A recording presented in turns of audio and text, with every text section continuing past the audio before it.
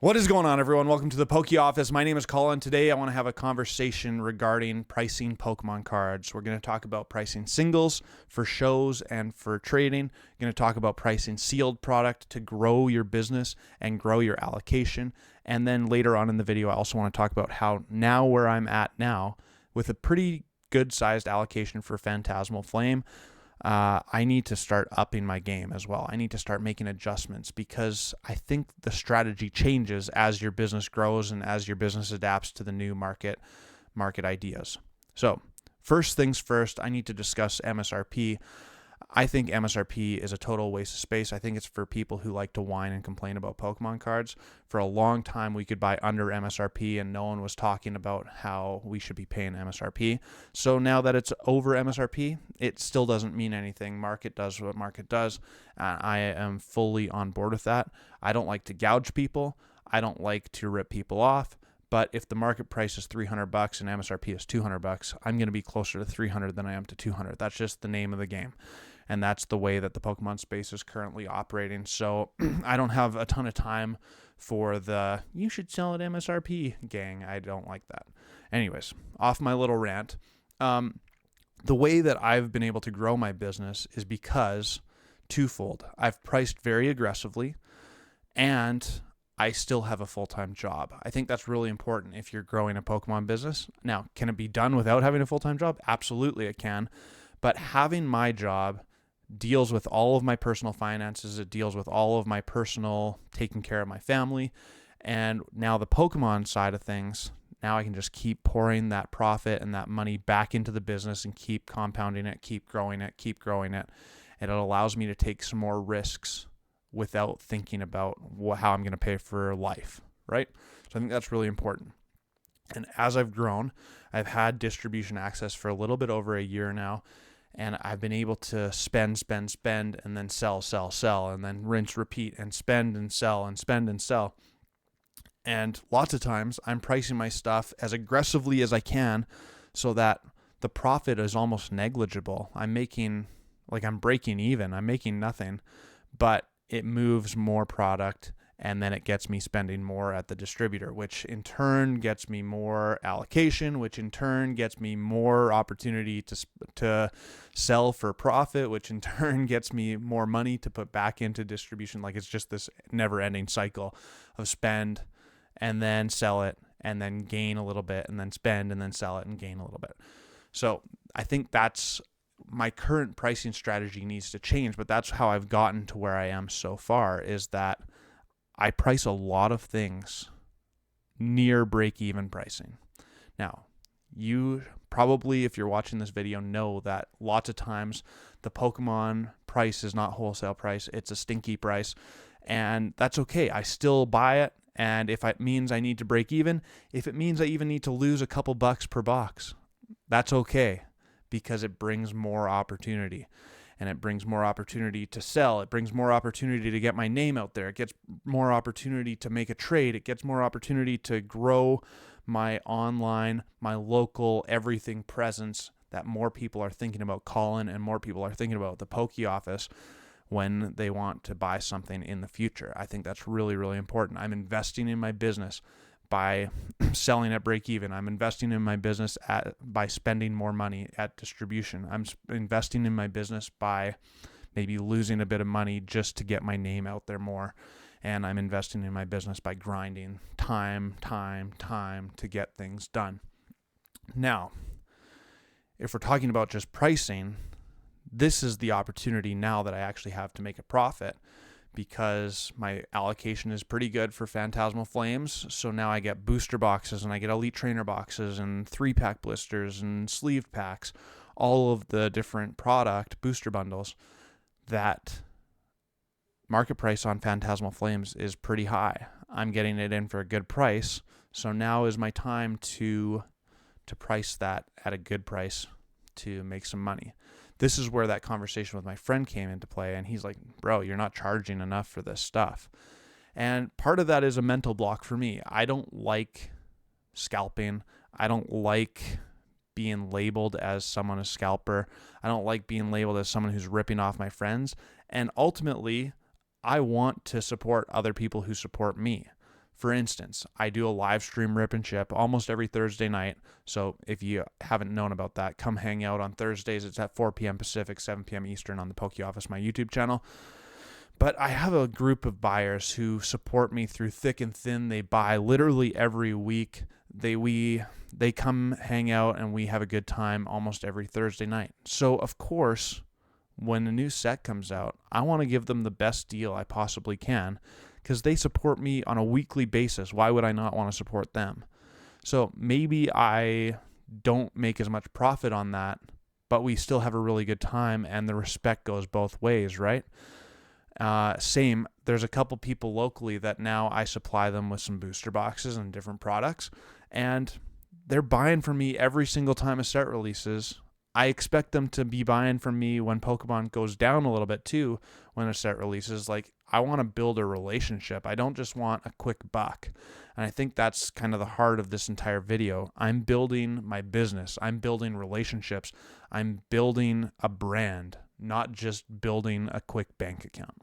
I'm in it for the long haul, and I think that's where the strategy of pricing really matters. What's your purpose? What's your goal of pricing?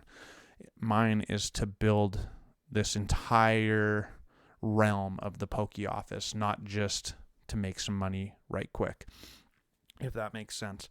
But at the same time, like, I've worked really hard for the last 3 years, but with distribution, I've worked really hard for the last a little bit over a year to build my allocation to the point where I can profit some stuff.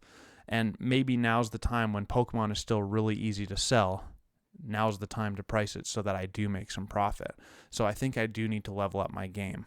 And going back to what I said earlier, I don't like to be labeled a scalper. Like, when I list stuff on Facebook groups and when I list stuff on Facebook Marketplace, lots of people assume that I just go to Walmart or I go to London Drugs or I go to GameStop and clean them out. And obviously that's not true, but you can't help but people assume that kind of stuff. So that's where I think I've been and done a really good job of giving people a really good price where they start to trust me. And that's where building that relationship comes in. That's where I start breaking even on some packs just to get the conversation flowing, and where I even have lost a little bit of money selling some booster bundles occasionally just to give people the opportunity. And now, you know what? They come to me first. They don't go to Walmart anymore. They don't go to GameStop anymore. They come to me to buy because they know that I got the goods. So I think that's really cool. In terms of singles, the pricing strategy actually is quite similar for me. I really, really try and be around market price, but especially with how hot Pokemon's been, I've seen a lot of vendors be listing things at a little bit above market price and really not budging very much from that market price. And I do things a little bit different because, once again, I'm not in it to pay my bills and to pay for my life. My full-time job does that, which helps me take a lot more risks in the Pokemon business to grow my business.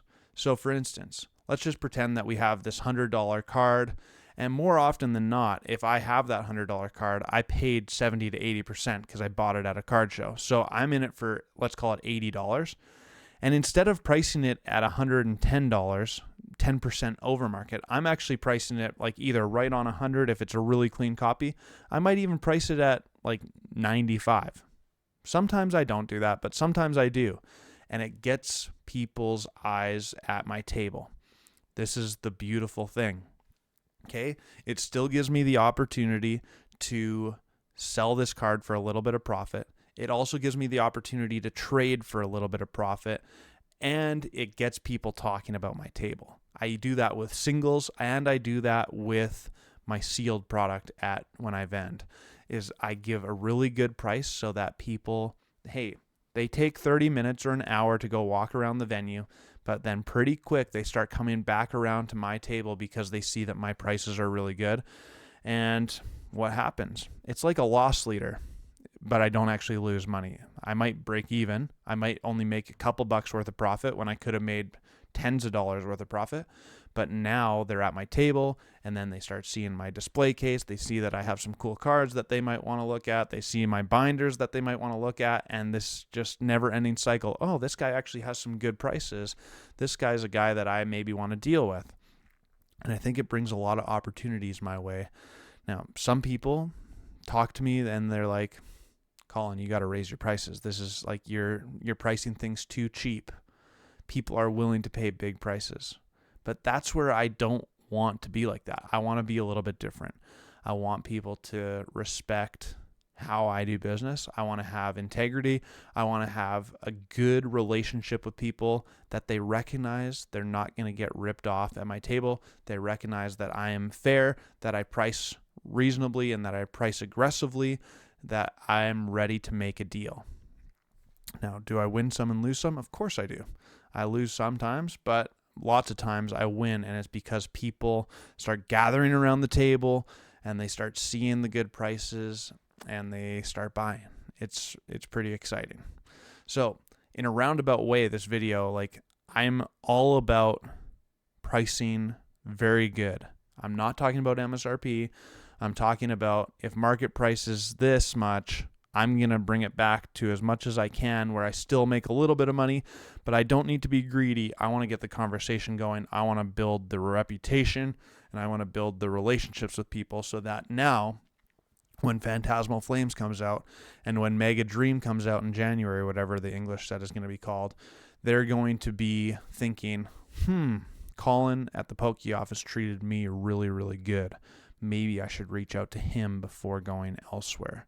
This is my master plan to take over the world, right?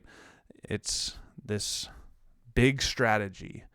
And do I make mistakes? Of course. But it's just growing and growing and growing and not taking too much profit out of the business yet, putting it all back into the business and then taking some more risks and buying some more product and selling some more and buying some more and then figuring more things out and offering people good deals so that they continue thinking about me first. And I also get to have a great time building these relationships and building the Pokemon business. So that's my current strategy on pricing Pokemon cards. I oftentimes come in a little bit under market because, I want to wrap this video up. Right now, Pokemon is extremely easy to move, right? If I list something in a Facebook group, let's call it $100 for an easy number again. If I list something that's worth $100 and I list it for $130, more often than not, it's not going to get much traction. The conversations aren't going to happen, and people probably put the little laughing emoji, which actually kind of bugs me. But if I put it at $105, there might be a few hits and it might sell. I might sit on it for a little bit. If I put it for $100 or $95 on something that's worth $100, the conversation is going to be going strong, and it's going to be people talking about it, and it's probably going to move today. That's just the way Pokemon has been for the last year. If I list something at a good price that people can respect and get on board with, things move today. You know what I'm saying? So I am really on board with easy sales. I don't want to work hard for it. I already work hard enough. I grind so much. So if I can make that sales process just a little bit easier by taking a little bit of a hit on my profit line, I'm going to do that right now to continue growing the business. Maybe I need to level that up. Maybe I need to sit on things more. Sometimes I'm a little bit too hungry to make the sale instead of wait on it to get the right buyer at the right price. But I have a hard time being hard on myself right now because I've done a very good job of growing the business. So I think there's a lot of good at what I've done. And I also want to set myself up. This is the master plan of building that reputation so that when Pokemon isn't so easy to move, those people are still thinking, Colin at the Poke office treated me really fairly. I'm going to continue going to buy from him. And that time is coming. I don't think it's coming anytime soon.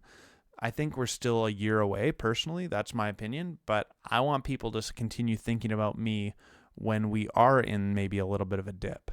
And when Pokemon isn't quite as popular, I want to continue giving people good deals. If that means that we're under MSRP, so be it. I'm totally happy with that. MSRP means nothing. I just want to give people a good deal. And if that means it takes a little bit of my profit line to do so, I'm in. That's where I'm at. Hopefully you enjoyed the video. Let me know if you agree with my strategy or not. And come hang out. We have the Office Dogs podcast on Tuesday nights, 5 p.m. Pacific time, 8 p.m. Eastern time. Also, my live stream Thursday nights at 4 p.m. Pacific, 7 p.m. Eastern time. Look forward to hanging out with you and seeing you there.